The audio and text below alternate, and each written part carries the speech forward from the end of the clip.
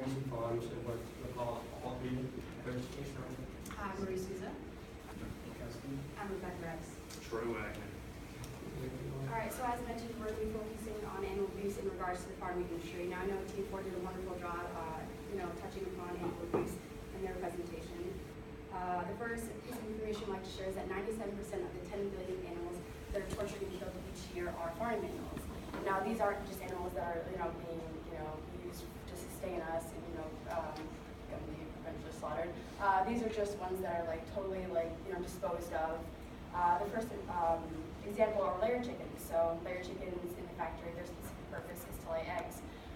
Now, since only the females can do it, the chicks are put on a conveyor belt just when hatched, and they're separated by gender. The males are disposed of, to put it kindly, and often repurposed to feed the other animals in the factory. Now, the females, on the other hand, they're put in these little boxes, roughly 5 to 8 of them.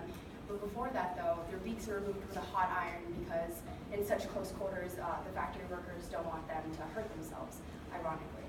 Now, before I started doing research for this project, I kind of knew that factory farming was bad, and I think we all have a general, agreement with that. My brother's a vegan, so every time we went out to dinner, they're like, oh, Marie, what they do to those animals. And I was like, I don't want to hear it because it was just disturbing. And that's the out of sight, out of mind mentality that we really need to get over, because this is a serious issue that not many of us actually focus on. Because, especially us, we're college students, we're trying to balance work and school and relationships and, family. So it's kind of hard to step out from our little bubble that we have and, focus on the real issues of, society. So the best part of being a human being, I think, is that, our capacity for empathy and sympathy and compassion. These animals are at our mercy, and we have a moral obligation to, protect their rights and make sure they're, followed through with. Another quote I'd like to share is that all beings tremble before danger, all fear death. It's a, Buddhist philosophy quote, and it's true. We're all living, we're all living creatures. We can relate to these animals because we all feel fear and pain and pleasure. But these animals are raised in an unnatural environment, and they're feeling nothing but pain and fear their entire lives. So what we can do for them is, completely end the practice, and it's going to be hard. And what we have to do is we have to, come together and be relentless with this. The best thing we can do for them is, to switch over and put them in a better environment, because it's not going to only be morally right, but it's going to be, healthier for them and healthier for us as well. And actually, Jeff can tell you more about that. So currently, factory farms dominate the U.S. food production system. They practice inhumane practices, and this is at the cost of our health and the animal welfare. On this map, you can see the red indicates the proximity of factory farms in relation to each other. And in the middle of the map is where it's most concentrated for distribution throughout the country. The blue dots are actually meat plants where they butcher a lot of these animals.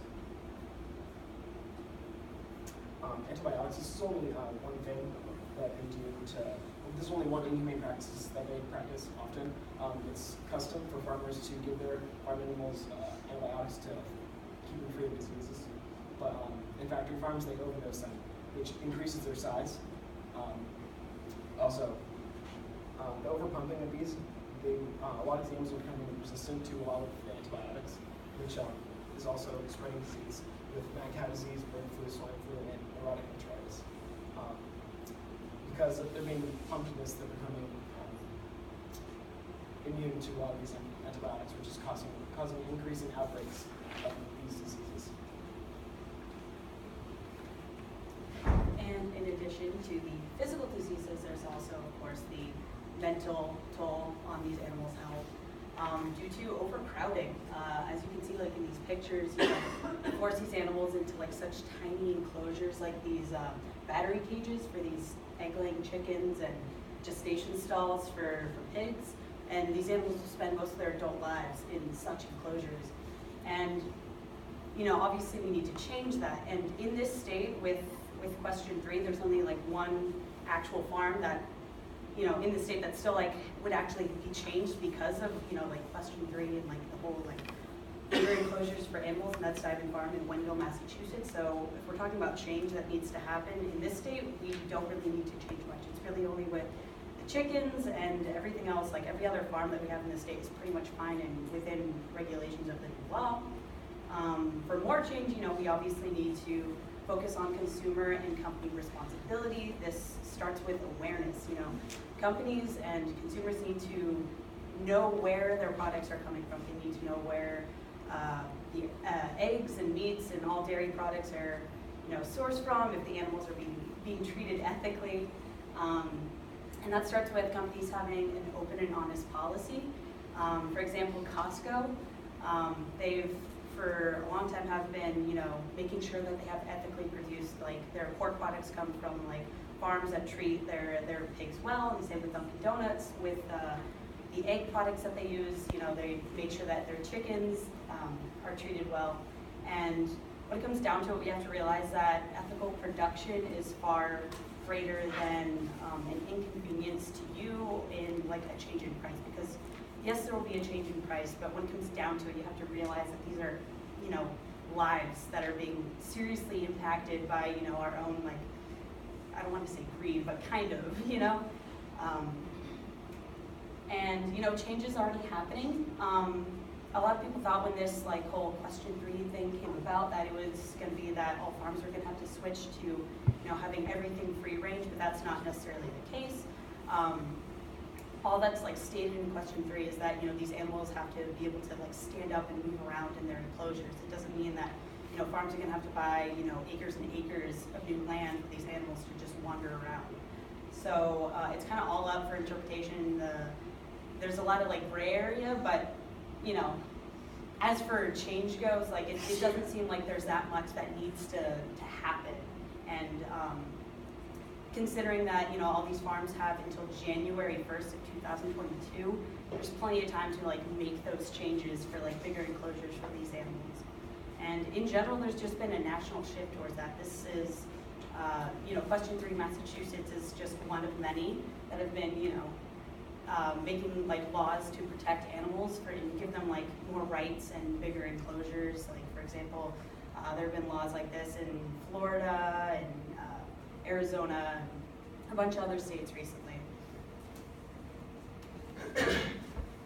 All right, I'm going to focus on when we implement the change, how it will affect the future of the farming industry.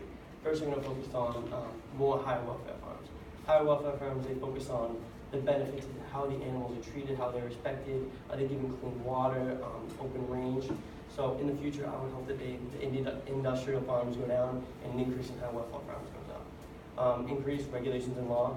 Right now, there are only 2 acts maybe in the process that are even making a change toward these industrial farming, and that's a Slaughter Act and only a Transporting Act. So I hope in the future there'll be more laws that are implemented that will help reduce industrial farming.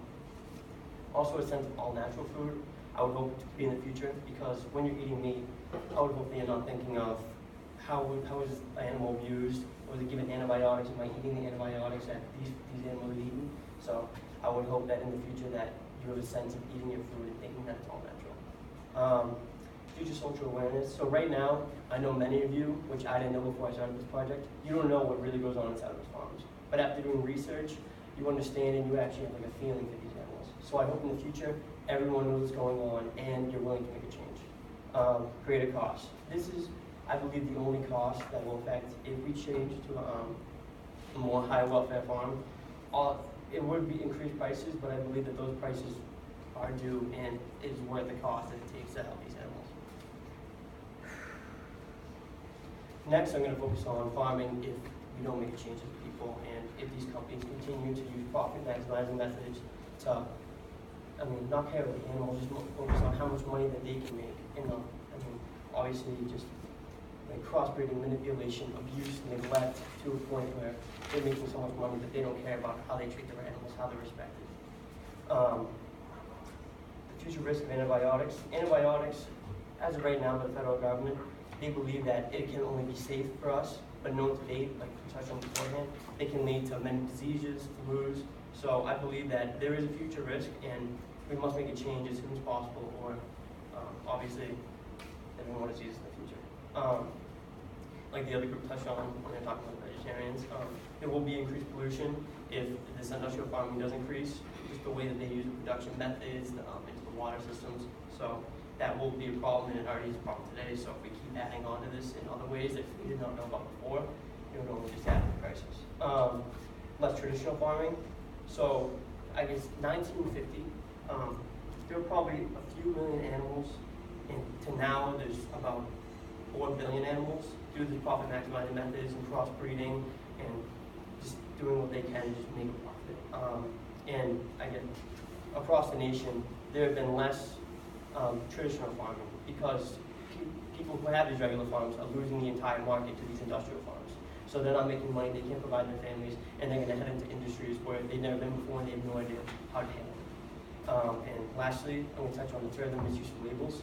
So right now, it's even beginning, companies, industrial farming companies, they're using labels that will misinterpret the way that they treat their animals to people who buy their products by using natural, free range, and they do that just to seem like they are doing a good thing and they are benefiting, but behind those doors, they are treating their animals with disrespect, neglect, abuse, and I believe in the future that there should be investigation, there should be looking into, and there should be obviously reform to make these labels be very clear in what they represent. So next year, Troy is going to focus on what we can do to make a change in the future. All right, so the simplest and most powerful tool that we have actually isn't even up here, and it's so universal and it's so used. Some of you are probably using it right now. Social media, Facebook, Twitter, Instagram, Snapchat, whatever you want to use. It gets your word out there, it gets the message out there. These animals are being abused. They can't speak up. They don't speak our language. They don't have a language to communicate with us to tell us, hey, stop abusing us. We have to be their voice. So social media does a great job of getting thousands, if not millions of eyeballs on the issue like that. We can see videos go viral in hours. This is something that we can change overnight, literally, just through the power of social media. So we should definitely be using that to our advantage. Social media definitely contributed to question 3 in Massachusetts. We won with 78% saying yes on question 3. That's definitely a national shift in how we view factory farming, and this shift as a nation is definitely going in the right direction, I believe. We need to be moving away from factory farms, as all of them touched on. It's so inhumane, it's so wrong, and these companies only care about profits. So one more thing you can do is you need to be knowledgeable about what food you're buying. So some companies like Smithfield Foods Incorporation, KFC, Domino's, Pilgrim Pride, these are all companies who have either declined to comment or refused to accept the facts of how they treat their animals. They continue to buy animal products that are unethically produced and torturing their animals. We have to hold these companies accountable because clearly they don't understand what's going on or care what's going on, and they just want to turn a profit. So we need to stop that. This is a little bit more for you animal lovers and for you fanatics. Adopting and saving these animals, maybe you got a big yard, maybe you got a barn, maybe your mom loves pigs. Whatever the case is, if it saves an animal, it saves a life, that's what's important. And you'd really be sending a message by saying, yeah, I have a pig in my yard because I care about pigs. At least that's my opinion. Becoming a vegetarian or a vegan, my girlfriend's a vegetarian, she's trying to go vegan. Very hard, it's not very appealing to a lot of people. However, like Group 4 said, it is on the rise in the US, so definitely an option, but I can definitely see a lot of people, as myself, not being able to cut meat out of their diet, but you can definitely reduce it by a lot. So another thing you can do, writing corporations, newspapers and magazines and telling them how you feel about it, that just keeps the pressure up and keeps people informed. So it's not enough to just talk about it and then, in a month we move away from it and we go to something else. No, you need to keep the pressure up, and they need to feel the pressure so that there's change. They can feel the heat for a month, but then they'll go back to their same old ways and nothing will happen. You need to keep the pressure up for there to actually be change. Another thing you can do is supporting some companies that are in the industry. So, like my roommate said, Costco is a great company that already supports buying food products that are ethically produced. And some more are Whole Foods. They have a higher price than most supermarkets, but that's cost okay for animals not being abused. And Chipotle, everyone loves Chipotle. Bet you guys are happy to hear that they get their food ethically. And some good grassroots organizations are Mercy for Animals, Farm Sanctuary, and United Poultry Concerns. Those are all some organizations you could get involved with if you actually care about this issue deeply. And then just one simple thing that you can do is lobby your local supermarket. It could be as simple as just having an interview